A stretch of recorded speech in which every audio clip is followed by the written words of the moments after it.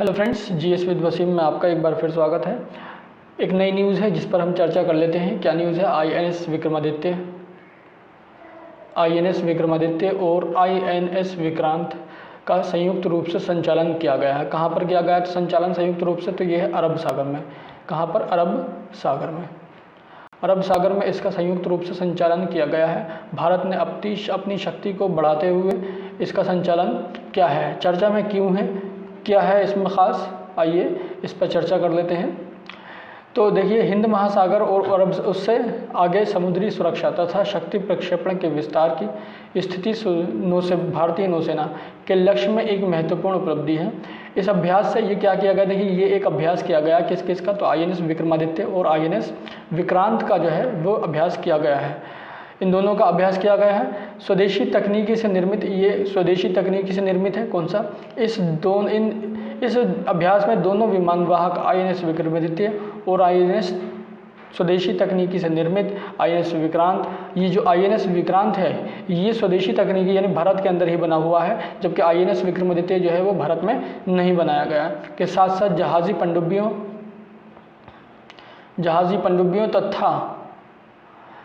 तथा विमानों की विविधता, बेड़े के साथ साथ समुद्री क्षेत्र में की गई तकनीकी विशेषज्ञ का प्रदर्शन भी शामिल है।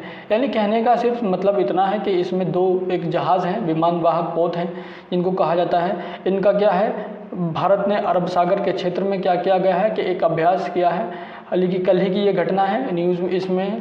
तो भारत ने अपनी जो है शक्ति को समुद्र अभ्यास के क्षेत्र में बढ़ाया है, और शक्ति का ही ये जो है नतीजा है कि इस तरह के जो जहाज़ हैं उनका देखने को मिलता है। तो ये क्या है आईएनएस जो है विक्रांत और विक्रमादित्य क्या है, इसके बारे में जान लेते हैं।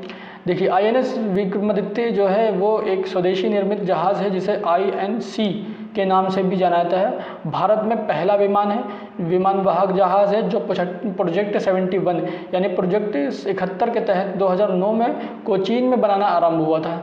तो इससे कई सारे क्वेश्चन बन सकते हैं कि कौन से प्रोजेक्ट के तहत जो है ये बनाया गया था और कब से इसका बनना स्टार्ट हुआ था 2009 में। तो ये किस तरीके का विमान वाहक पोत है? तो ये स्वदेशी निर्मित विमान वाहक पोत है जो भारत ने खुद अपने यहाँ बनाया है। ठीक है, और क्या क्या खास बात है इसमें, इसके बारे में चर्चा कर लेते हैं। देखिए, इसमें 20,000 टन स्टील इसके अंदर लगाया गया है, 262 मीटर लंबा और जो है 30 मीटर गहरा और 62 मीटर जो है वो चौड़ा है। ये 2300 कंपार्टमेंट इसमें कुल जो है वो, और 14 हेडेक जो है इसमें शामिल किए गए हैं। 1700 कर्मी जो है इसमें जो है एक बार में यात्रा जो है 1700 कर्मी के लिए एक सुविधा, रुकने की भी इसमें सुविधा की गई है। ठीक है, सबसे मेन इंपॉर्टेंट क्या है कि इसकी जो जहाज़ की स्पीड है वो कितनी है? तो 28 मील प्रति घंटा इस जहाज़ की अधिकतम स्पीड है।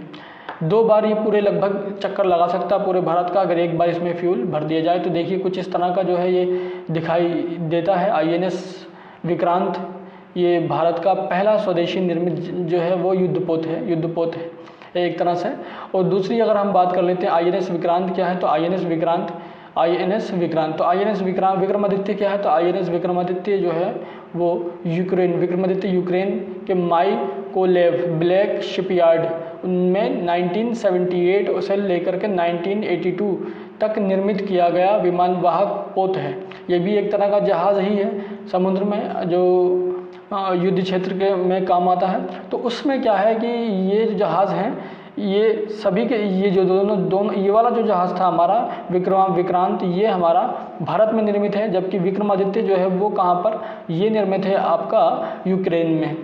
ठीक है, इसमें भी कुछ ख़ास पॉइंट हैं जो देख लेते हैं, चर्चा कर लेते हैं। लंबाई इसकी जो है आपकी 284 मीटर है, ऊंचाई इसकी 60 मीटर है, चौड़ाई इसकी 60 मीटर ही है। वज़न इसका 44,500 टन तक का रखा गया।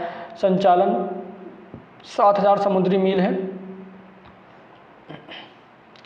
इसके अतिरिक्त इसकी जो डेक्स हैं वो कितने हैं? 22 हैं। क्रूड क्षमता जो है वो 1600 है।